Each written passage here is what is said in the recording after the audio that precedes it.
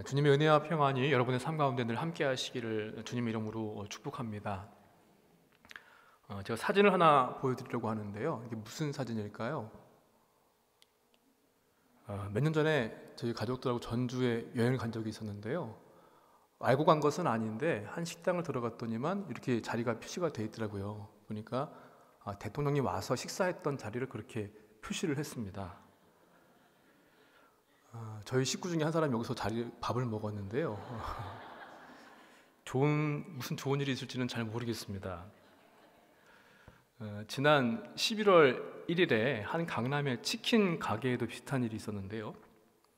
여러분 뉴스 보셔서 아신 분도 있으시겠지만 세계적인 기업의 총수들이 모여서 소위 말해서 치킨 회동을 가진 다음에 여기가 가는 것이 너무나 어려워졌답니다.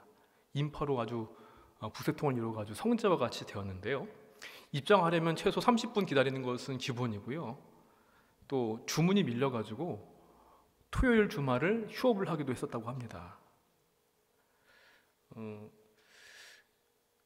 그리고 특별히 그 세 사람의 총수들이 앉았던 자리에는 아무리 길게 앉아도 1시간밖에 앉을 수가 없다고 좀 양해를 부탁한다고 치킨집 주인이 그렇게 그걸 했다고 하더라고요.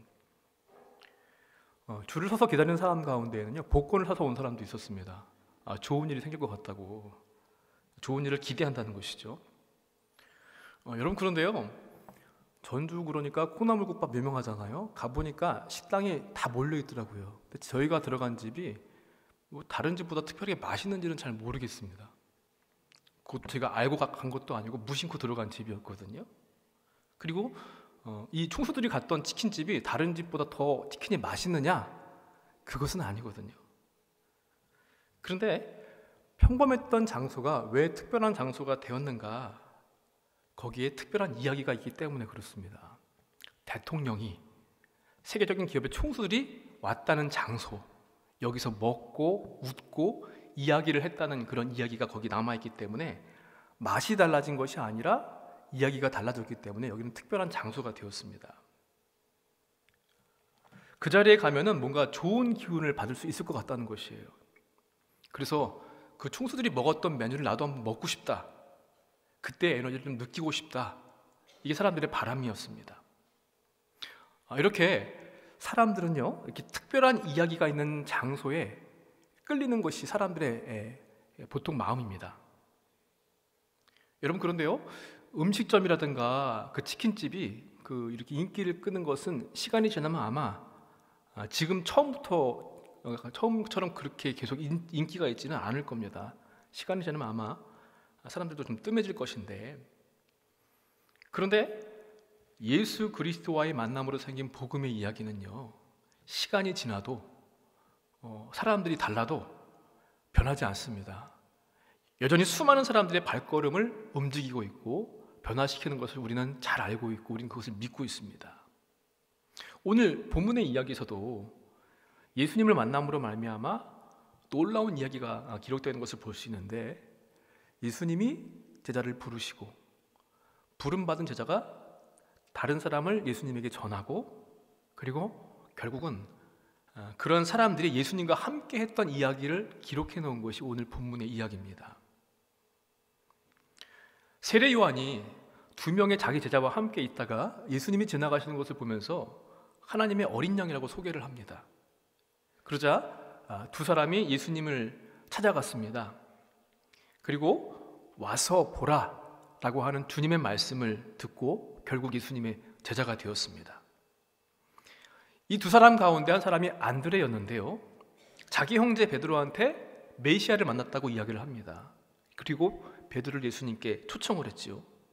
그도 역시 예수님의 제자가 되었습니다. 또한 빌립이라는 사람은요, 예수님께 나를 따르라 라고 하는 부름을 받고 제자가 된 다음에 그의 친구 나다나엘이라고 하는 사람한테 메시아를 만났다고 소개를 합니다. 처음엔 예수님을 메시아로 믿지 못했습니다. 그렇지만 강권해서 와서 보라 라는 그 친구의 말을 듣고 나서 예수님을 만나게 되었고 예수님의 제자가 되었습니다. 여러분, 안드레와 빌립, 또 베드로, 나다나엘 이 네 사람에게 있어서 예수님을 만나고 그분과 함께 했던 이야기가 남아있던 그 장소는 그 어떠한 곳보다도 의미 있는 장소이고 거룩한 장소가 될 것입니다. 예수님은 오늘 우리에게도 이 자리에서 함께 하십니다.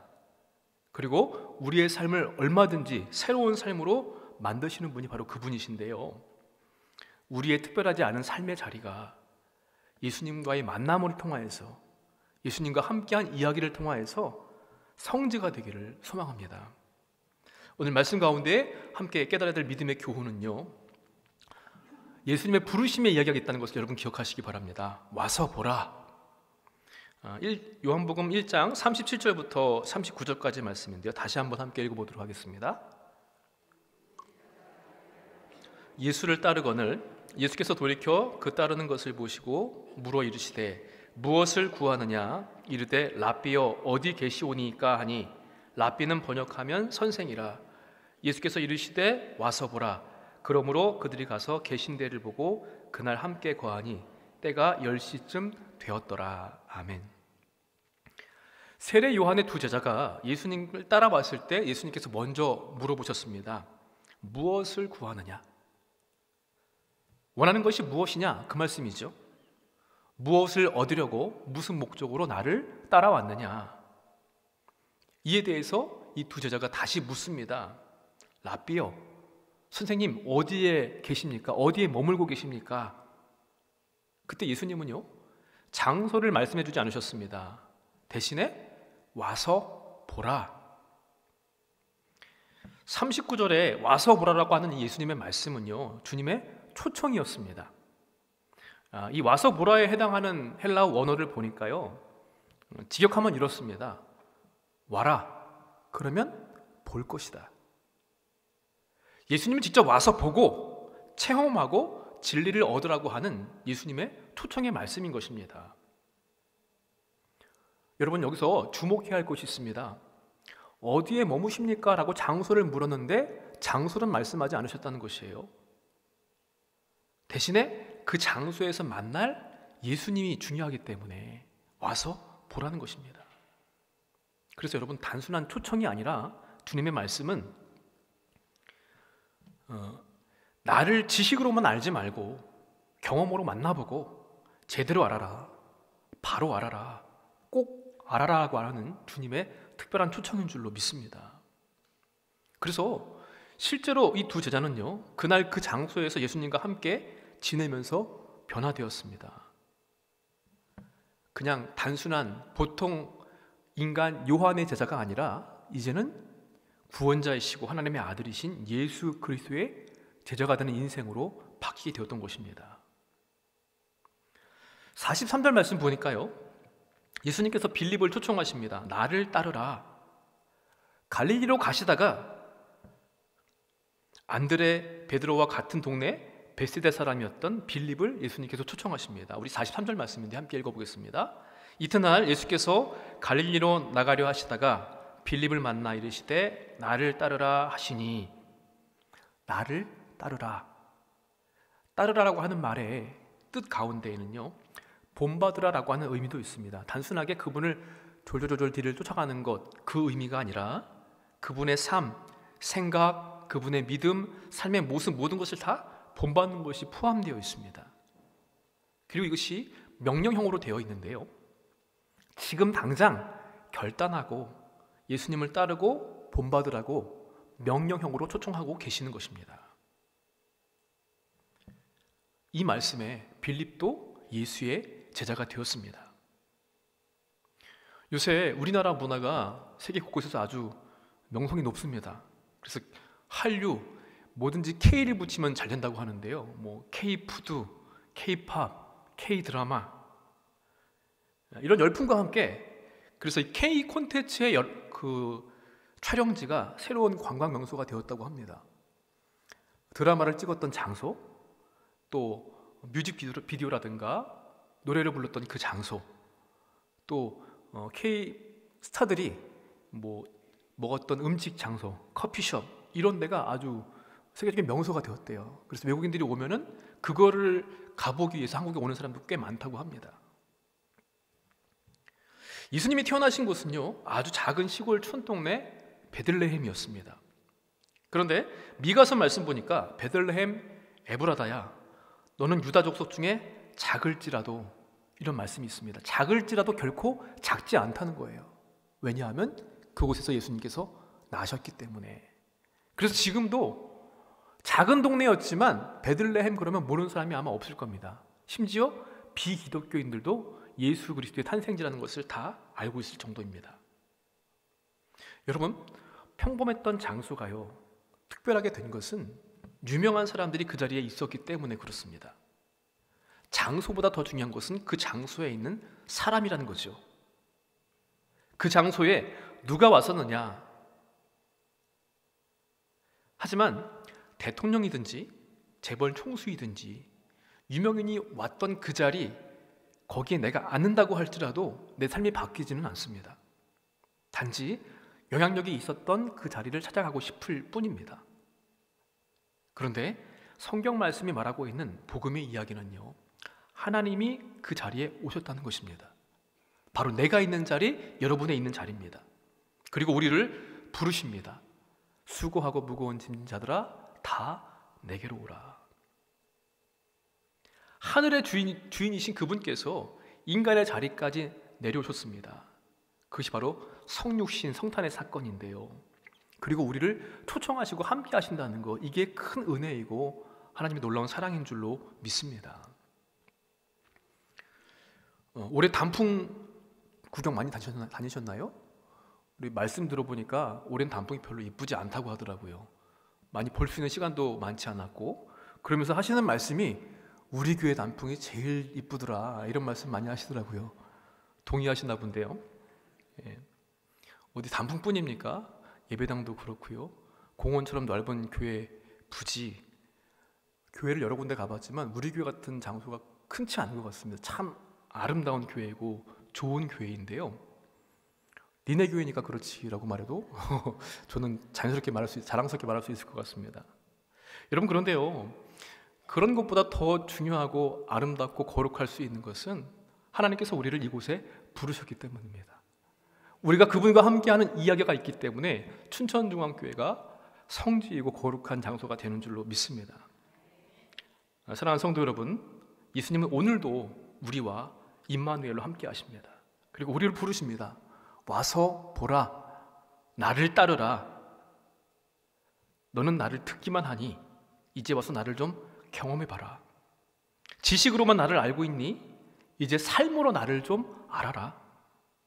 신앙의 정보에 머물지 말고 나와 함께 거하자는 주님의 초청의 말씀이 바로 이 말씀인 줄로 믿습니다.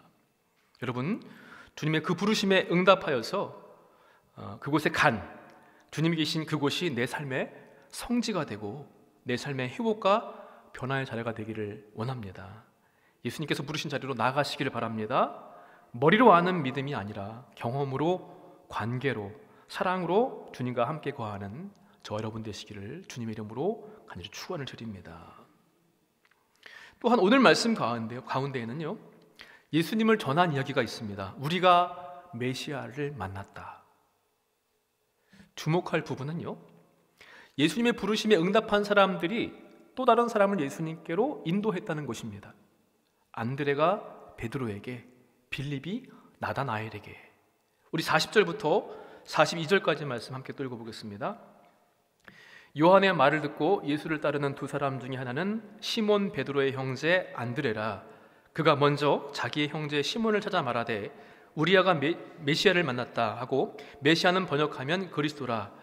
데리고 예수께로 오니 예수께서 보시고 이르시되 내가 요한의 아들 시몬이니 장차 게바라 하리라 하시니라. 게바는 번역하면 베드로라. 아멘. 첫 번째로 안드레의 전도 이야기가 나옵니다.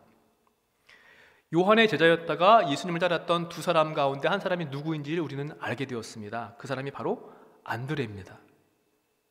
예수님의 제자가 된 안드레는 자기 형제였던 베드로에게 말합니다.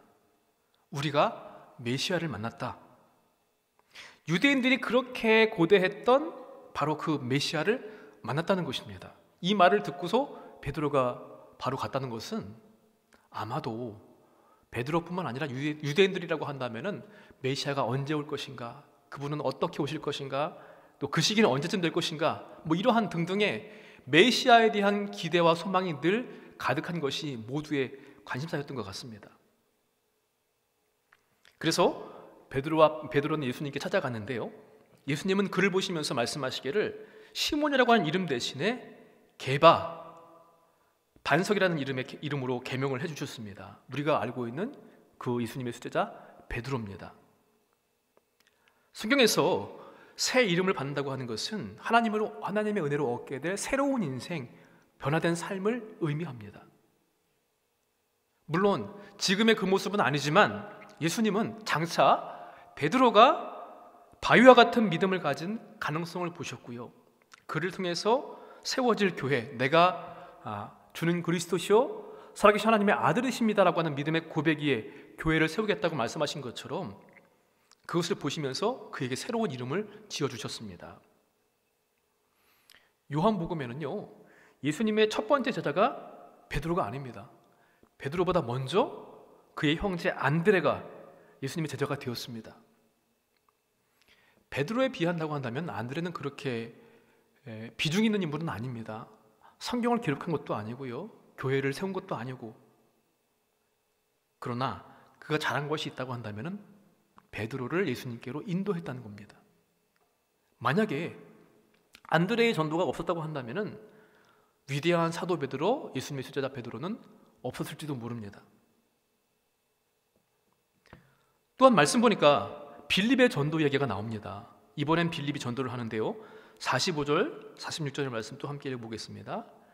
빌립이 나다나엘을 찾아 이르되 모세가 율법에 기록하였고 여러 선지자가 기록한 그 일을 우리가 만났으니 요셉의 아들 나사렛 예수니라. 나다나엘이 이르되 나사렛에서 무슨 선한 것이 날 수 있느냐. 빌립이 이르되 와서 보라 하니라. 아멘. 먼저 예수님의 제자가 된 빌립이 나다나엘한테 말합니다. 내가 메시아를 만났다. 모세가 율법에 기록했던 그분, 선지자들이 기록했던 그분이 바로 메시아이신데 내가 그를 만났다는 것입니다. 그런데 이 나다나엘은요, 예수님을 소개할 때 요셉의 아들 나사렛 예수시다라는 말을 듣고서 상당히 부정적이었습니다.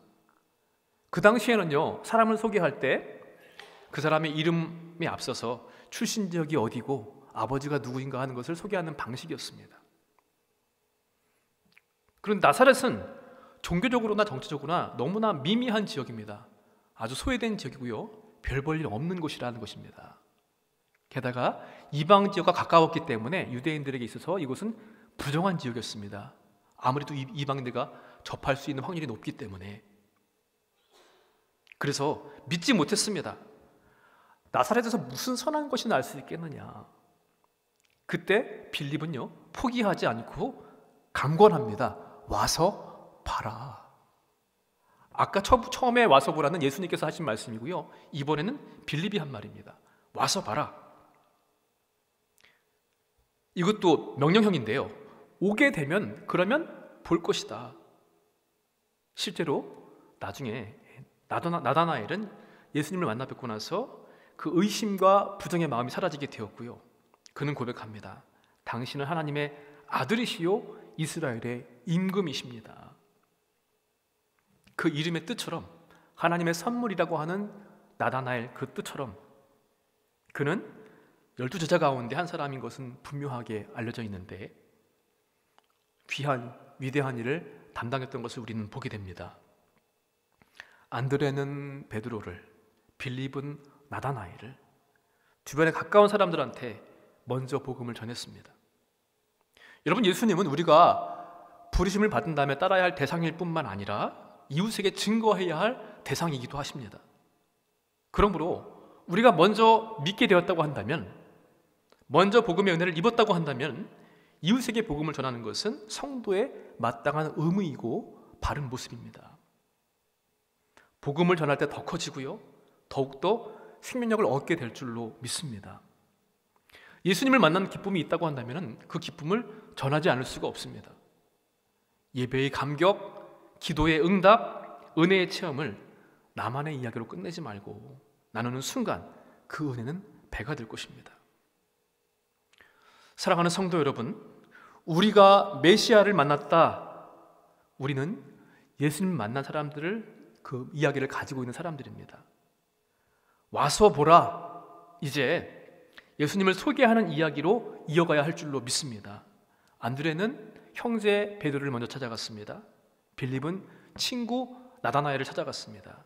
가장 가까운 곳에서부터 자연스럽게 예수님을 전했습니다.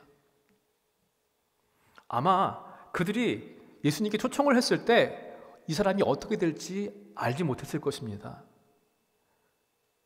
빌립이 과연 회심할 수 있을까? 베드로가 어떤 사람이 될까? 그러나 그들은 순종으로 전했고요. 하나님은 그 순종을 통하여서 역사를 이루셨습니다. 중요한 것은 예수님의 이야기뿐만 아니라 그 예수님의 이야기를 전한 순종의 이야기가 함께 있어야만 할 것입니다. 우리의 가정과 직장, 친구, 교회 안에서 내가 먼저 받은 은혜, 예수님을 전한 이야기가 가득하기를 축복합니다. 나는 심었고 아볼로는 물을 주었을 때 오직 하나님께서 자라게 하신다고 했습니다. 어떻게 될지 알 수 없지만 그냥 내가 받은 그 은혜와 내가 만난 그 예수님의 이야기를 전하는 이야기로 계속해서 아름다운 복음의 이야기를 이어가시는 우리 모두가 되시기를 주님의 이름으로 간절히 축원을 드립니다. 마지막으로요, 예수님과 나의 이야기가 있습니다. 함께 거하니라고 하는 그런 표현인데요, 본문에 등장하는 인물들의 공통점들이 있습니다. 안드레와 베드로, 빌립과 나다나엘 모두가 다 와서 본 사람들입니다. 예수님을 보았고 들었고 함께 머물고서 그분과 함께 동행하는 삶을 시작하였습니다. 우리 39절 말씀 함께 또 읽어보겠습니다. 예수께서 이르시되 와서 보라. 그러므로 그들이 가서 계신 데를 보고 그날 함께 거하니 때가 10시쯤 되었더라. 아멘. 함께 거하니라고 했습니다. 여기 이 말의 뜻은요, 원어를 보면은 남아있다, 머물다, 거주한다 이런 뜻입니다. 요한복음 말씀 보게 되면은 이 의미가 무슨 의미인가 하면은 하나님과의 지속적인 관계를 맺는 것을 의미할 때 함께 거한다 이 단어를 씁니다. 예수님 그냥 한 번 만나고 한 번 은혜 받고 끝나는 것으로 지나가는 것이 아니라 그분은 우리 인생 가운데 머물기를 원하십니다. 예수님을 만난 것으로 우리 신앙이 시작되었다고 한다면은 이제는 그분과 함께 머물고 생활하는 이야기로 완성이 될 줄로 압니다. 아주 유명한 사람들이 다녀간 자리는요, 그 장소는 유명세를 치릅니다. 수백 명이 그곳을 다녀가도 그들의 삶은 달라지지 않습니다. 하지만 예수님이 계신 곳, 그분이 다녀가신 자리는 변화가 일어납니다. 모두가 다 바뀌었습니다. 에이, 나사렛에서 무슨 선한 것이 나올 수 있겠나 이랬던 나다나엘이요, 당신은 하나님의 아들이시오 이스라엘의 임금이십니다 라고 고백을 합니다. 그저 평범한 사람들 뿐이었던 안드레와 베드로, 빌립과 나다나엘은 예수님의 첫 번째 제자가 되는 영광을 누리게 되었습니다. 그리고 위대한 일을 감당한 사람이 되었습니다. 서두에 말씀드렸던 그 대기업 총수들의 그 회담 장소가 치킨집이 우리나라에 얼마나 많이 있습니까? 근데 왜 하필 그 집을 갔을까? 뉴스를 보니까요, 그거 다 의미가 있더라고요. 그 치킨집의 이름이 뜻이요, 우리말로 하게 되면은 절친, 같은 편 이런 뜻이라는 이름의 치킨집 이름이더라고요. 그 사전에 직원들이 몇 번 다녀가서 거기 장소를 정했다는 것이에요. 무슨 의미가 있는가 하면은 글로벌 경쟁 시대에 우리 이 세 기업이 함께 좀 절친이 되자, 같은 팀 먹고 좀 같은 이익을 좀 얻어보자, 그런 의미도 그 안에 담겨 있다고 합니다. 좀 외람된 말씀입니다만은 사실 우리가 예수님과 가장 큰 친구 아닙니까? 같은 편 아닙니까? 우린 할 수 없지만 그분께서 그렇게 해주셨기 때문에. 예수님은 언제나 내 편이신데 문제는 내가 그분과 같은 편에 있느냐, 그게 문제입니다. 같은 편으로서 함께한 이야기가 있어야 할 줄로 압니다. 누가복음 23장 39절 이하 말씀 보니까요, 예수님께서 십자가에 달리실 때에 좌우편의 강도가 함께 십자가에 못 박혀 처형을 당했습니다. 그건데 한 사람 여러분 기억하시죠? 오늘 내가 나와 함께 낙원에 있으리라. 분명한 예수님의 구원 선언이 있었던 강도가 있었습니다. 세상에서 하고 싶은 거 다 해보고 죄도 지어보고 그러다가 세상 떠나기 바로 직전에 회심해서 예수님을 믿고 구원받았습니다. 큰 은혜죠. 그런데 아쉬운 구원입니다. 나중에 그가 후회하는 것이 무엇이 있을까? 있다면 아마 주님과 함께한 이야기가 없다는 것입니다. 예수님과 함께 주님을 위해서 땀 흘리고 울고 웃던 그 이야기가 없는 것이 얼마나 아쉬울까 하는 생각을 가져보게 되면서 나는 과연 주님과 함께한 이야기가 어떤 것들이 있을까 한번 생각해 보시기 바랍니다. 사랑하는 성도 여러분, 주님과의 만남을 경험한 그리스도인들은 주님과 함께한 이야기를 이어가야만 합니다. 와서 보고 만나고 교제하고 그분과 함께했던 이야기들을 통해서 입술의 고백뿐만 아니라 삶으로 이어져야 할 줄로 믿습니다. 여러분, 주님과 동행하는 시간을 만드십시오. 묵상하고 기도하고 감사일기를 쓰고 찬양하는 모든 행위들이 다 포함됩니다. 그리고 주님과 함께 섬김의 이야기를 만들어 보시기 바랍니다. 봉사와 섬김, 내가 할 수 있는 사랑의 실천의 자리에, 그리고 주님과 눈물과 감사 이야기를 만들어 가십시오. 때때로 믿음의 삶을 살아갈 때 시련이 있고 아픔이 있을 수도 있습니다. 그렇지만 주님이 함께 하시기에 소망이 있고 내게 주신 믿음으로 말미암아 이겨냈던 은혜가 되고 감사가 되는 고백들이 함께 하시기를 바랍니다.